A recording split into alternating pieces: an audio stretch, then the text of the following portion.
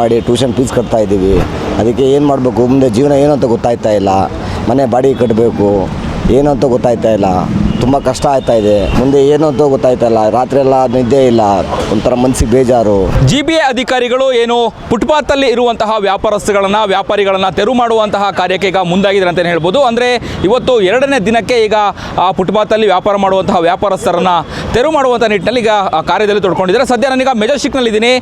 ಈಗ ನಾನು ದೃಶ್ಯದಲ್ಲಿ ಕೂಡ ನಿಮಗೆ ತೋರಿಸುವಂತಹ ಪ್ರಯತ್ನ ಮಾಡ್ತೀನಿ. ಅಂದರೆ ನಿನ್ನೆ ಇಲ್ಲಿ ಅಂದರೆ ಸುಮಾರು ವರ್ಷಗಳಿಂದ ಇಲ್ಲಿ ಕಲ್ಲಂಗಡಿ ವ್ಯಾಪಾರವನ್ನು ಕೂಡ ಮಾಡ್ತಾಯಿದ್ರು. ಅಂದರೆ ಹಣ್ಣುಗಳನ್ನು ಇಟ್ಟು ವ್ಯಾಪಾರವನ್ನು ಮಾಡಿಸ್ತಿದ್ರು, ಜೀವನವನ್ನು ಕೂಡ ನಡೆಸ್ತಾ ಇದ್ರು. ಸದ್ಯ ಈಗ ಈ ಜಾಗ ಈಗ ಕ್ಲೀನ್ ಆಗಿದೆ. ಅಂದರೆ ಇಲ್ಲಿ ಏನು ಪಾದಚಾರಿಗಳಿಗೆ ಸಮಸ್ಯೆ ಆಗಬಾರ್ದು ಅನ್ನುವಂಥ ನಿಟ್ಟಿನಲ್ಲಿ ಅಧಿಕಾರಿಗಳು ಈ ಒಂದು ಕಲ್ಲಂಗಡಿ ಹಣ್ಣನ್ನು ಮಾರ್ತಿದ್ದಂತಹ ವ್ಯಾಪಾರಸ್ಥರನ್ನ ತೆರವು ಮಾಡಿದ್ದಾರೆ. ನಮ್ಮೊಂದಿಗೆ ಅವರು ವ್ಯಾಪಾರ ಮಾಡ್ತಿದ್ದಂತಹ ಮಾಲೀಕರಿದ್ದಾರೆ, ಅವ್ರನ್ನ ನಾನು ಮಾತಾಡಿಸುವಂಥ ಪ್ರಯತ್ನ ಮಾಡ್ತೀರಿ. ನೀವು ಎಷ್ಟು ವರ್ಷಗಳಿಂದ ಇಲ್ಲಿ ಕಲ್ಲಂಗಡಿ ಹಣ್ಣನ್ನು ವ್ಯಾಪಾರ ಮಾಡ್ತಿದ್ರಿ? ಒಂದು 25-30 ವರ್ಷದಿಂದ ವ್ಯಾಪಾರ ಮಾಡ್ತಾಯಿದ್ದೀವಿ ಸರ್.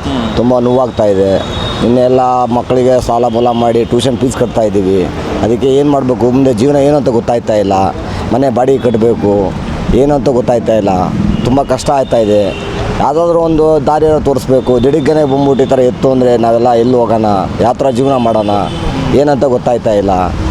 ಮುಂದೆ ಏನು ಅಂತ ಗೊತ್ತಾಯ್ತಾ ಇಲ್ಲ. ರಾತ್ರಿ ಎಲ್ಲ ನಿದ್ದೆ ಇಲ್ಲ, ಒಂಥರ ಮನಸ್ಸಿಗೆ ಬೇಜಾರು. ಮಕ್ಕಳಿಗೆ ಸಾಲ ಮೂಲ ಮಾಡಿ ಟ್ಯೂಷನ್ ಫೀಸ್ ಕಟ್ಟಬೇಕು, ಅಡ್ಮಿಷನ್ ಮಾಡಬೇಕು, ಬುಕ್ ಕೊಡಿಸ್ಬೇಕು, ಮನೆ ಬಾಡಿಗೆ, ಕರೆಂಟ್ ಬಿಲ್ಲು, ನೀರು ಬಿಲ್ಲು ಎಲ್ಲ, ಗ್ಯಾಸ್ ರೇಟ್ ಎಲ್ಲ ಜಾಸ್ತಿ ಆಗಿದೆ. ಜೀವನ ಮಾಡೋದು ತುಂಬ ಕಷ್ಟ ಆಗಿದೆ. ಏನಂತ ಗೊತ್ತಾಯ್ತಾ ಇಲ್ಲ.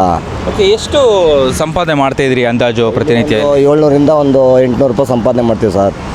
ಅದರಲ್ಲೂ ಎಲ್ಲ ನೋಡಿಕೊಂಡು ತಿನ್ನಿಸ್ಕೊಂಡು ಎಲ್ಲ ನೋಡಿಕೊಂಡು ಮೊದಲೇ ಇವಾಗ ಇದೆಲ್ಲ ಏನಿರಲಿಲ್ಲ ಸರ್. ಮೊದಲೆಲ್ಲ ಮೆಟ್ರೋ ಹಾಕಿಂತ ಮುಂಚೆ ಇಲ್ಲೆಲ್ಲ ತುಂಬ ಕಷ್ಟ ಇತ್ತು. ಅವಾಗಿಂದ ಒಂದು 25-30 ವರ್ಷದಿಂದ ಜೀವನ ಮಾಡ್ತಾಯಿದ್ದೀವಿ. ಈಗ ದಿಢೀರ್ಗನೆ ಬಂದ್ಬಿಟ್ಟು ನಮ್ಮನ್ನು ಹೋಗು ಅಂದರೆ ನಾವು ಎಲ್ಲಿ ಹೋಗೋಣ ಸರ್? ಓಕೆ, ಈಗ ಎಲ್ಲಿ ಹಾಕಿದ್ದೀರಾ ಹಾಗಾದರೆ ಕಲ್ಲಂಗಡಿ ಹಣ್ಣನ್ನು ಎಲ್ಲಿ ಮಾರ್ತಾ ಇದ್ದೀರಾ ನೀವು? ಇಲ್ಲ ಸರ್, ಎಲ್ಲ ಪಾರ್ಕಿಂಗ್, ಗಾಡಿಗೆಲ್ಲ ಪಾರ್ಕಿಂಗ್ ಹಾಕಿದ್ದೀವಿ. ನಿನ್ನೆಲ್ಲ ಹೊಡೆದಾಕಿದ್ರು, ಸೋಕೇಸು ಗಾಡಿ ಸಮೇತ ಎತ್ಕೊಂಡು ಹೋದರು. ಮುಂದೆ ಏನು ಜೀವನ ಮಾಡೋಂತ ಗೊತ್ತಿಲ್ಲ.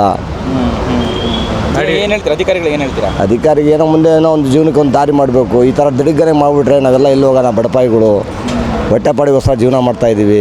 ಮುಂದೆ ಏನಂತ ಗೊತ್ತಾಯ್ತಾ ಇಲ್ಲ. ಎಸ್ ಸರ್, ಹೇಳಿ ಸರ್. ಈಗ ಹಣ್ಣಿನ ಅಂಗಡಿಗಳು ವ್ಯಾಪಾರ ಮಾಡ್ತಾಯಿದ್ರು, ಅವ್ರನ್ನೂ ಕೂಡ ತೆರವು ಮಾಡಿರುತ್ತೆ ಹೇಳ್ತಾಯಿದ್ರು. ಏನು ಹೇಳಲಿಕ್ಕೆ ಬಯಸ್ತೀರಿ?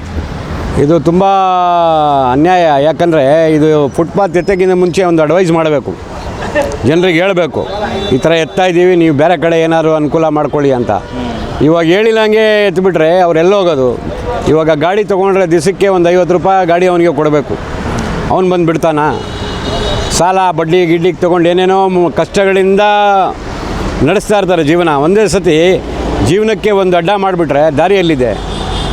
ಬಡವರಿಗೆ ತುಂಬ ಕಷ್ಟ ಆಗುತ್ತೆ ಸರ್. ಅಂದರೆ ಗೊತ್ತಿರಲಿಲ್ವಾ ಅಧಿಕಾರಿಗಳು ತೆರವು ಮಾಡಿಸ್ತಾರೆ ಅನ್ನೋದು ಮಾಹಿತಿನೇ ಇರಲಿಲ್ವಾ ಇವರಿಗೆ?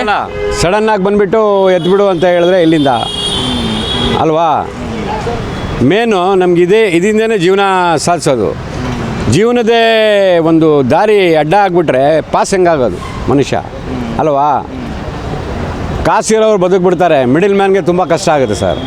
ಏನು ಹೇಳ್ತಾರೆ ಅಧಿಕಾರಿಗಳಿಗೆ ಏನು ಹೇಳೋದು? ಅವ್ರಿಗೆ ಗೊತ್ತಿರೋದು ಎಲ್ಲ ಗೊತ್ತಿದೆ ಅವರಿಗೆ. ಅವರೇ ನೋಡಿಬಿಟ್ಟು ಏನೋ ಒಂದು ದಾರಿ ತೋರಿಸ್ಬೇಕು. Yes, okay. ಯಾಕಂದರೆ ದಿವಸ ಟಿ ವಿಯಲ್ಲಿ, ಫೇಸ್ಬುಕ್ಕಲ್ಲಿ, ವಿಡಿಯೋಲಿ ಎಲ್ಲ ನೋಡ್ಕೊಂಡು ಕೂತ್ಕೊಂಡಿರ್ತಾರೆ ಅವರು ಅಲ್ವಾ? ಎಷ್ಟು ಕಷ್ಟ ಇದೆ, ಎಷ್ಟು ಒದ್ದಾಡ್ತಾ ಇದ್ದಾರೆ, ಜೀವನಕ್ಕೆ ಹಿಂಗಾಗ್ಬಿಟ್ರೆ ಹೆಂಗೆ ಮಾಡೋದು ಅವರಿಗೆ ಅಂತ ಒಂದು ದಾರಿ ತೋರಿಸ್ಬೇಕು. ಇದಿಷ್ಟು ಹಣ್ಣಿನ ವ್ಯಾಪಾರ ಮಾಡ್ತಿದ್ದಂತಹ ವ್ಯಾಪಾರಿಗಳ ಆಕ್ರೋಶದ ಮಾತುಗಳು ಅಂತಲೇ ಹೇಳ್ಬೋದು. ಕ್ಯಾಮ್ರಾ ಪರ್ಸನ್ ಮಂಜುನಾಥ್ ಜೊತೆ ಅಭಿಜಿತ್ ಗಣೇಶ್, ಪ್ರತಿಧ್ವನಿ ನ್ಯೂಸ್, ಬೆಂಗಳೂರು. ಹೆಚ್ಚಿನ ವಿಡಿಯೋಗಳಿಗೆ ಪ್ರತಿಧ್ವನಿ ಯೂಟ್ಯೂಬ್ ಚಾನೆಲ್ ಸಬ್ಸ್ಕ್ರೈಬ್ ಮಾಡಿ, ಬೆಲ್ ಐಕಾನ್ ಕ್ಲಿಕ್ ಮಾಡಿ.